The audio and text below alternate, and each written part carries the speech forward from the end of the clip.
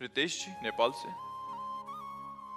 राधे राधे महाराज जी। महाराज जी, जो लोग साधना मार्ग पर चलते हैं उन लोगों को ब्रह्म की अनुभूति होती है, और जो लोग भक्ति मार्ग पर चलते हैं उन लोगों को श्री कृष्ण जी की प्राप्ति होती है। तो क्या ब्रह्म और श्री कृष्ण एक ही बात है? भावना अलग है।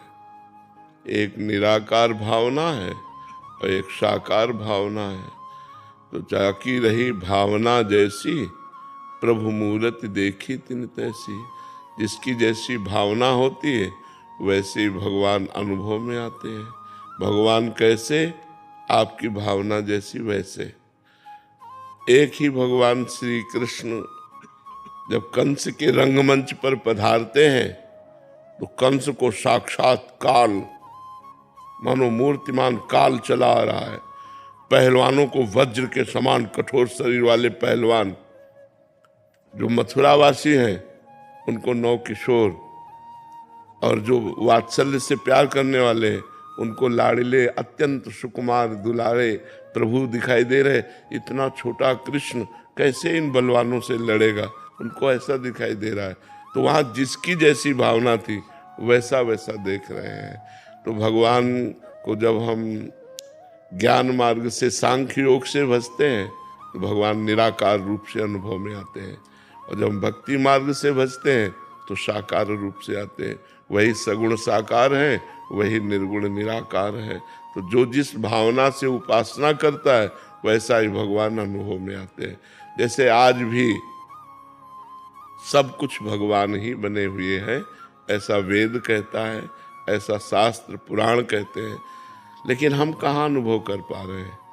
हमारी मायामयी दृष्टि है, अनेक दृष्टि है, तो हमें स्त्री पुरुष जड़ चैतन्य दिखाई दे रहा है। गोस्वामी जी देख रहे हैं, सिय राम में सब जग जानी, करो प्रणाम जोर जुग पानी। सब सीताराम विराजमान है।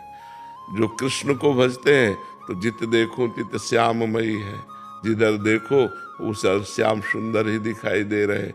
ईशावास्यमिदं सर्वम यत् किंच जगत्याम जगत। उपनिषद कहता है कि कोई कण ऐसा नहीं जहाँ ईश्वर न विराजमान हो। वेदांत कहता है सर्वम खलविदम ब्रह्मणे नास्ति किंचन, सब जगह ब्रह्म विराजमान है, उसके सिवा कोई कुछ।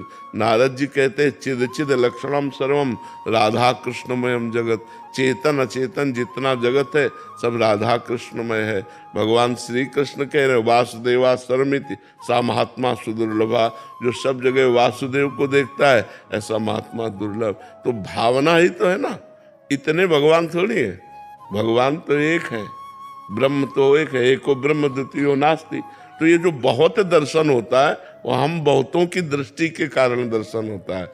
वही भगवान भक्त के लिए नरसिंह रूप धारण कर लेते हैं, वही भगवान भक्तों के लिए वाराह रूप धारण कर लेते हैं, वही मत्स्य रूप धारण करते हैं, वही राम रूप, वही कृष्ण रूप, वही बुद्ध रूप। जहाँ जैसी आवश्यकता पड़ती है वही निराकार साकार बन जाता है, वही साकार निराकार है।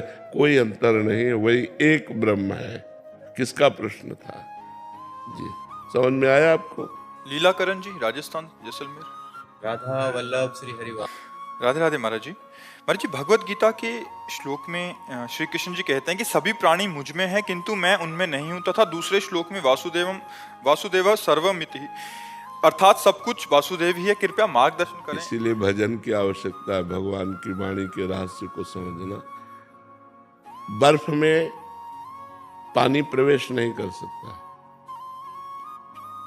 बर्फ है क्या? भगवान कहते हैं सब भूत मेरे में है।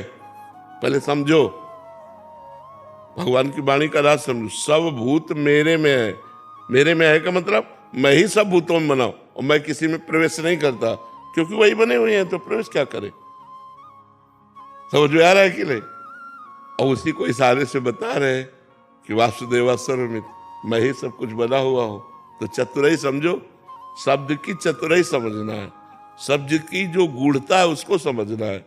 भगवान ही सब बने हुए हैं, इसलिए भगवान उसमें प्रवेश नहीं करते, क्योंकि भगवान ही पंचभूत बने हुए।